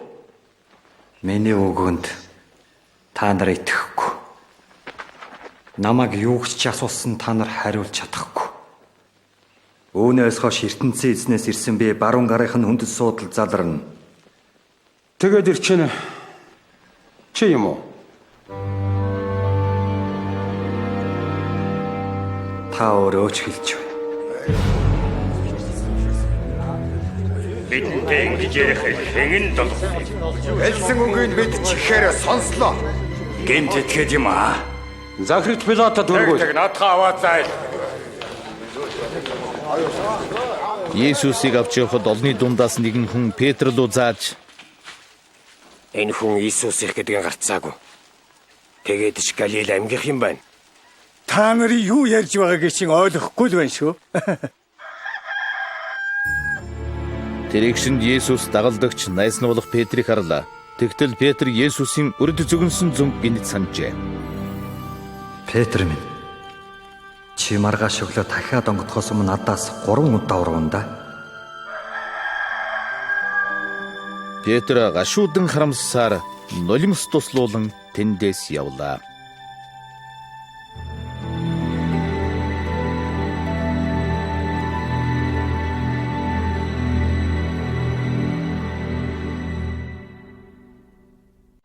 Өглөөрт сүмийн харуулууд Иерусалим хотын давчуугдмаар туйлдж ядарсан нэгнийг туун явна. Тэд хоригдлыг Ромын эзэн тулсаас томилогдсон Юудэ аймгийн амбан захирагч Пилатын түрхэхээр явж байна. За яв. Пилат олон хүнийг цаазаараа байдсан цуутай нэгэн тэрээр Юудэчүүдийг анхаарч үздэггүй байлаа. Харагдаагүй та нар чинь энд юу хийж явуулсан? Энэ хүн ард олныг уймэн самууд урайлж байна. Сүмийн хашаанд орж зах дээр нь уймэн гаргасан этгээд. Тагуул ямар сэтгэл өнөөх юм? Ромын эрх дархтнууд олон түмний дунд дэлдэв замбраагүй явдал гарчихгүй л бол шашны хэргийг нэгийг хэрэгсдэггүй байлаа. Харин энэ хүн чинь огт гэмгүй хүн байна шүү дээ. Гэмтэй шүү. Өөрийгөө ертөнцийн эзний томилсон хаан гэж Ромын хаанд дагмар муу төлгөж ятгсан юм. Ийхүү шаардах хүмүүсийн шаардлагыг Пилат анхаарч үзэхээс өөр аргагүй болж. Хаан гинэ. Та тэгээд Юудын хаан юм уу?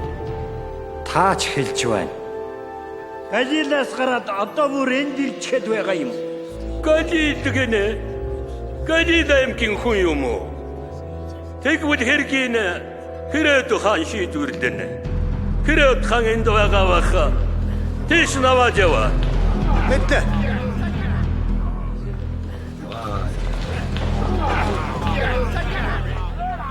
Есүсийг буруутгахсад түүнийг Херод хааны ордон руу авч явжээ. Херод доктын нүдээр Есүс рүү харан Та юун хүм? Дагалдагчд гэдэг чинь хэм? Таныг гайхамшигт хүн гэж би дуулсан. Та надад нэг үзүүлээч. Есүс хариуд нь юу ч дуурсангүй. Харин шашны өдрөдөгч ирэх мэдээлтнүүд дуугүй байсангүй. Хүнд таамаг. Энэ хүн чинь өөрийгөө хаан гэж ард түмнийг өдөн хатгаад байгаа юм. Энэ үдэ хаан гинэ?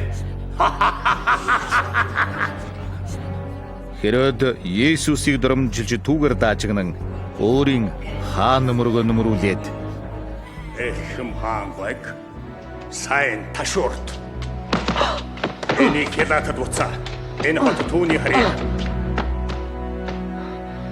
Ингээд харуул шашны ирэх мэдээлтнүүд Есүсийг Пилатих руу буцаан тууж явхад замд нь үе түмэн ард олон цугласан байлаа.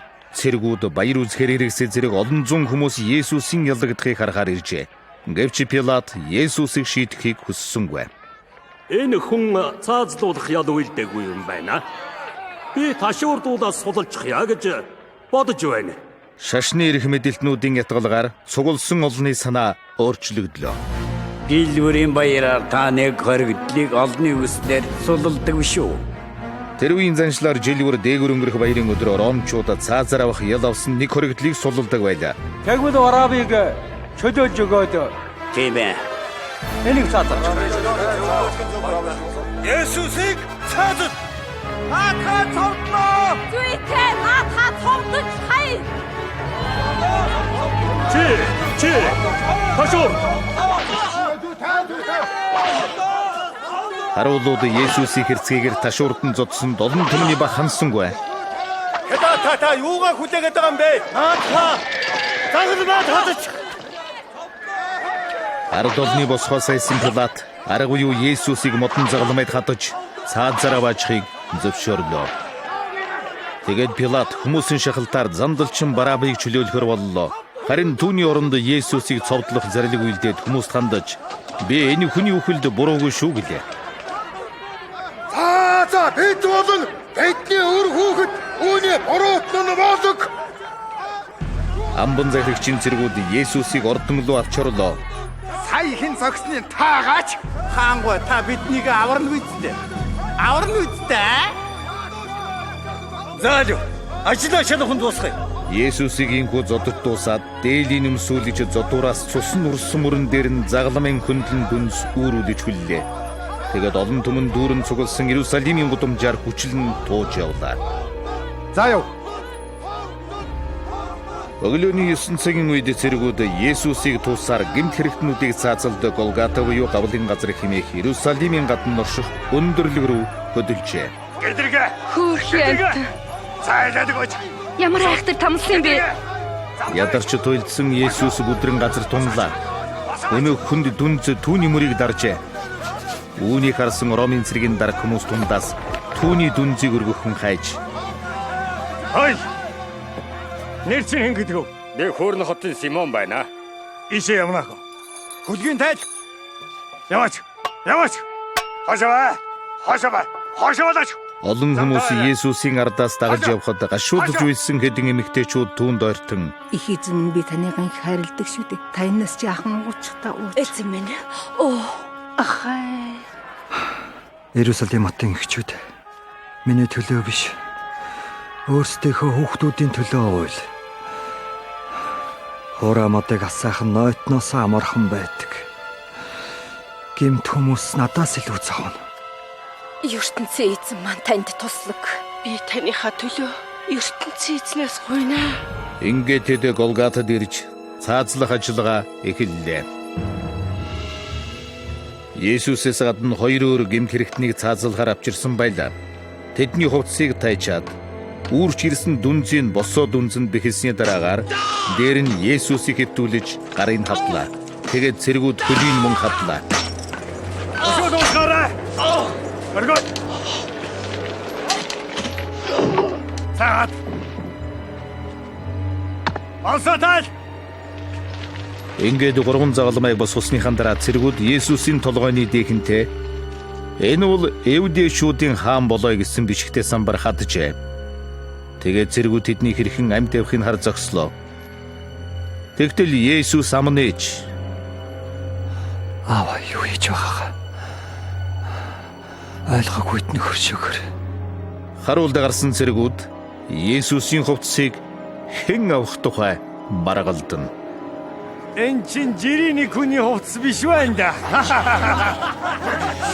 Айдуу тавиач. Наадга бити урчгаа. Айдуу. Шодоод нэг нь авъя. Цаад.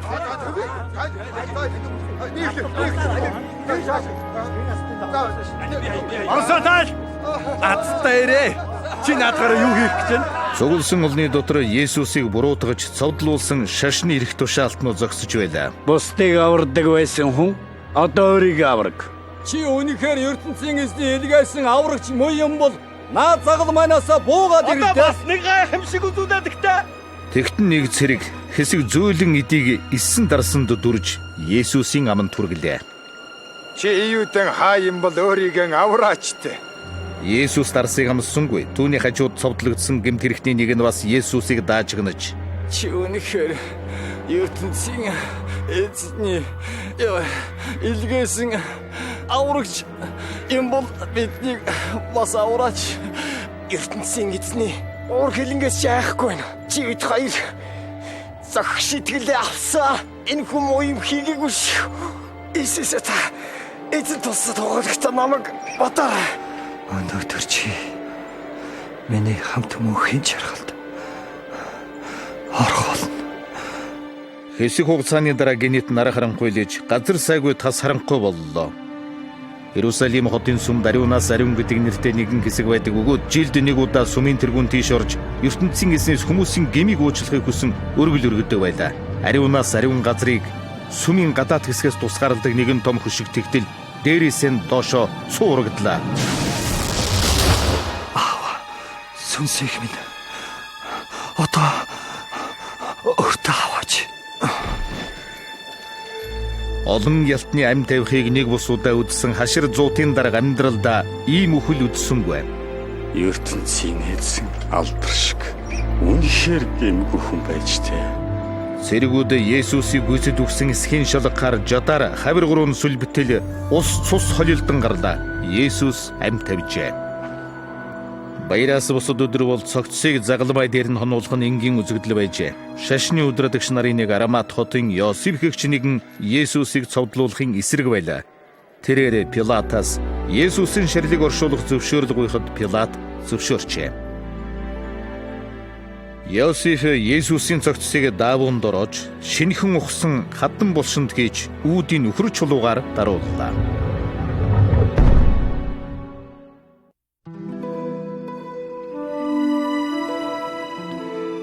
Йосеф зарц нарын хамт ажиллаан дуусгаад буцах замдаа хэдэн эмэгтэйчүүдтэй дайралджээ. Тэд нар амьд ахуй цагт нь Есүсийг дагалддаг байсан эмэгтэйчүүд байлаа. Уучлаарай. Бид эзнийхээ шарил дээр ирж байна. Тэр яах вэ? Та нар бямгаргаас наанал амжицгаагаарай. Эмэгтэйчүүд Есүсийн шарилыг хаан тавьсныг олж мэдээд маалинган давуу бас анхлын үнэрт идэвлэхээр хот руу буцаж заншил ёсоор тэд эдгээр зүйлүүдээр Есүсийн цогцсыг янзлах байлаа.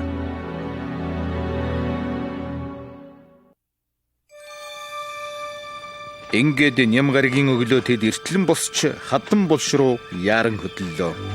Гэтэл агуйн амыг тагалсан чулуу зайлуулагдсан байхыг хараад ихэд гайхжээ. Тэд улмаар булшинд ортол Есүсийн шарил байсангүйд бүр алмаарч хоцорчээ. Биеийг ороосон байсан давуунаас өөр зүйл үлдээгүй байлаа. Тэгтэл гинэт гэрэлтсэн хувцастай хоёр хүн үзэгдэж айж цочсон тэдэнд хэлсэн нь. Та нар үхтлийн булшин дотор амьд хүнийг юунд хайгаа? Иесус амь орсон. Галил аймагт байхдаа юу хэлснийг санааж, ертөнцийн эзний илгээсэн хүн гим төмсөд цовдлуулж алагдсанаас хойш 3 хоногийн дотор дахин амилнаа гэсэн биш үү? Ингэж хэлсний дараа Иесусийн инхүү хэлж сургаж байсныг өнөөх эмэгтэйчүүд гинэт саналаа. Одоохондоо хүнд ч үнийг бүү хэл. ертөнцийн эзний хүү би их зовлон тулж алвал. Гэвч 3 хоногийн дотор ертөнцийн эзний хүчээр дахин амьлах бол. Ингээд тэд бусад дагалдагч нарыг олж энэхүү мэдээгээр дуулгахаар яран гүйцгээлээ. Таминь агуу амандаа их чулуу. Сайлуулчихсан байна. Дотор нь эзний маань шарилалга. Яна. Юу? Эзний маань шарилалга. Гэтэл гэрэлтсэн хувцастай 2 хүн гарч ирээд та нар угтлийн булшин дотор амьд хүнийг юунд хайгаав гэсэн? Би худлаа яриаггүй. Нэрээ шүү. Та нар минь итгэжт. Бид нүдэрээ харсан. Өөрсдөө очиод хар л да. Булш хоосон байгаа. Эзэн маань чалга. Петрэ, бидэнд итгэлтэй. Петр итгэсэнгүй өөрөө үзэхэргүй лээ. Дагалдагч нар гайхаж хоцроод байсан яг тэр үед Иерусалимд байсан тэдэнд мэдээ хүрэхээр өөр 2 хүн яаран ирлээ. Есүс үнэхээр амьлж. Симон Петр харсан гин. Бид замдаа таньсангүй. Үнэхээр таньсангүй. Харин талах багт нь л танилаа шүү. Үгүй Есүс. Эмад өдг нь хачи юм аа. Амар байна уу?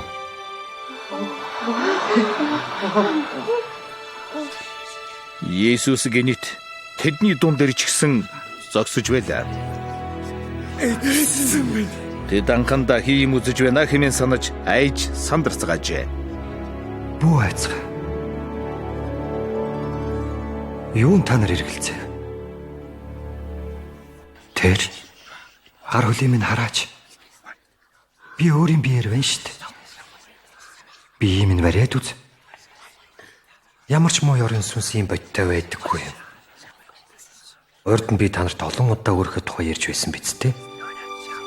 Эртний олон зарлага миний тухай зогнсон. Бас ертөнцийн эзэн дөргсөн дуулал номд ч зогнолвэ. Их эзний илгээсэн аврагч алагдаад 3 хоногийн дотор дахин амьлна гэсэн. Та нар гэм хийхэ бол тэгвэл Иесусийн хүчээр ертөнцийн эзнээс уучлал авна гэсэн үг дэлхийн хүнстэнд түр. Та нар үнийг тунхаглав. Эцгийнхээ амласан ямайг би та нарт өгөхөд түүнийг аваад ер бусын их хүчтэй бол харин та нар автлаа. Энэ Иерусалим хотод хүлээцгээж бай. Ийхүү Есүс өөр олон удаа бусад дагалдагч нартаа өөрийгөө харуулжээ. Нэг удаа өөр 500 хүн түүнийг зэрэг харжээ. Эцэст нь тэрээр Галил дахь нэгэн уулан дээр 11 дагалдагч нартайгаа уулзаад ертөнцийн эзэн та нарыг ивент итгэх. Эцэг маань надад бүх орчлонг захирах хэрэг өгсөн. Тийм учраас та нар бүх улс үндэстнийг надад итгүүлж миний хоньоос дагуул. Тэгээд ертөнцийн эзэн эцэг түүний хүү болон ариун сүнснийх болсныг батлан энэ 3 нэрийг хэлж тэдний тусаар угаа. Миний зааж өгсөн олон юмыг та нар өөр үндэстэн зааж би энэ дэлхийд дахин өөрийн биеэр иртлээ та нартаа сүнсээр цаг ямагт хамт байх бол үүнийг бат санагдав. Ингээд амьарсноос 40 хоногийн дараагаар Есүс дагалдагч нараа Олив модод уулан дагуулж ирээд гараан өргөж тэднийг өрөөгөөд дээш өргөгдөн тэнгэрүүд оджээ.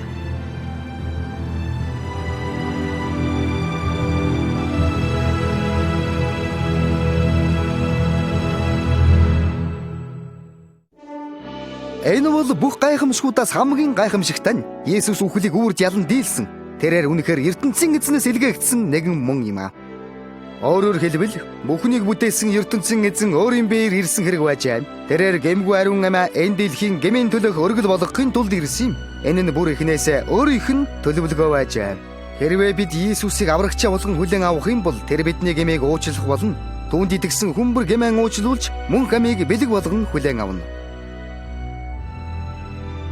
Тэрээр бүх дэлхийн гмийн золиос болох үхлийнхээ тухай урдаас хэлж байсан бэлээ. Зөвхөн үхээ зогсохгүй дахин ам орно гэдгийг ч Иесус бас хэлж байсан юм. Үхлээс ам орсноор тэр өөрийгөө амьд аврагч гэдгээ баталсан бэлээ. Тиймээс ч тэр өөрт нь итгэсэн хүний мөнхийн аврагч нь болж чадна. Иесус хэлж байна.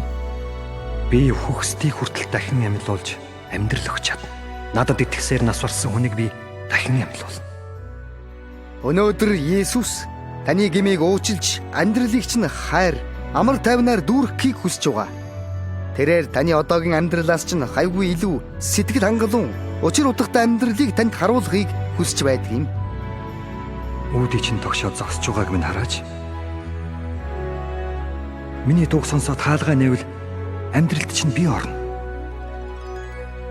Есүсээр гэмээ уучлуулж түүний амласан мөнх амийг хүлээн авахын тулд та түүнийг өөрийн аврагч болгон хүлээн авч таны гмийн төлөө золиос болсон гэдэгт нь итгэх хэрэгтэй.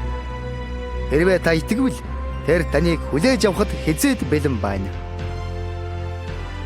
Хүнд дарамт үүрч зовлон дунсан хүмүүс. Хэрвээ надад итгэвэл би амар тайвныг өгье. Би бол хүний амьдралын сорын ганц үнэн зам. Хүн зөвхөн надаар дамжин эцгийг нь таньж чадна. Хэрвээ та өөрийн гэм нүглийг уучлуулахыг чин сэтгэлээс нь хүсэж байгаа бол та итгэлээ илчилсэн ийм нэгэн гуйлтаар түүнд хандаарай. Тэгвэл Иесус амьдралд нь гарцаагүй орж ирэх болно. ертөнцийн эзэн таны зүрх сэтгэлийг сайн мэддэг. Түүний хувьд таны хэлэх үг чинь биш, харин зүрх сэтгэлийн хандлага чинь чухал юм аа. Иесус эзэн минь, миний гмийн өмнөөс загалмаа дээр нас барсанд нь баярлалаа. Би амьдралынхаа үүдийг нээж таныг өөрийнхөө аврагч амьдралынхаа эзнэр хүлээн авч байна. Та миний амьдралыг захирч хүссэн ёсороо өөрчлөн удирдаач. Амен.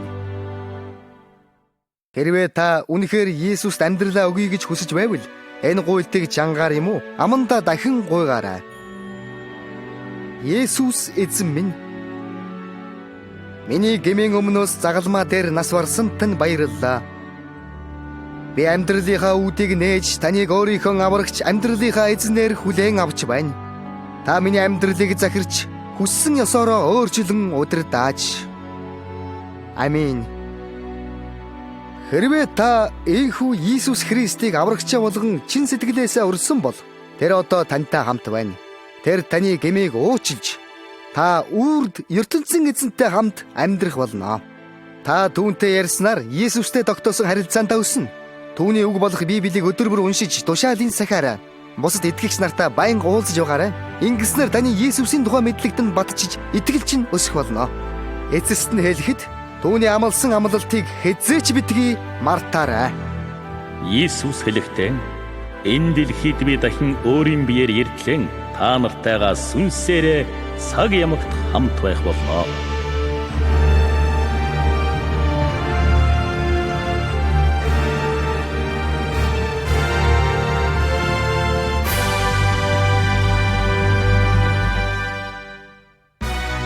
Хэрвээ танд Иесусыг аврагчаа болгохтой холбогдсон аливаа асуулт гарах юм бол бидэнд заавал бичээрэй. Загталтаа өөрийнхөө тухайд овчхон бичгийн зэрэгцээ. Энэ түүхийг тантай хамт хэдэн хүн сонссон. Энэ түүх таны амьдралд хэрхэн нөлөөлсөн зэргийг бичвэл бид их баяртай байх болно. Иесусийн тухай түүхийг сонссон танд маш их баярлалаа. Манай хаяг Монгол Campus Crusade for Christ, Улаанбаатар 13, Шуудангийн хайрцаг 2000.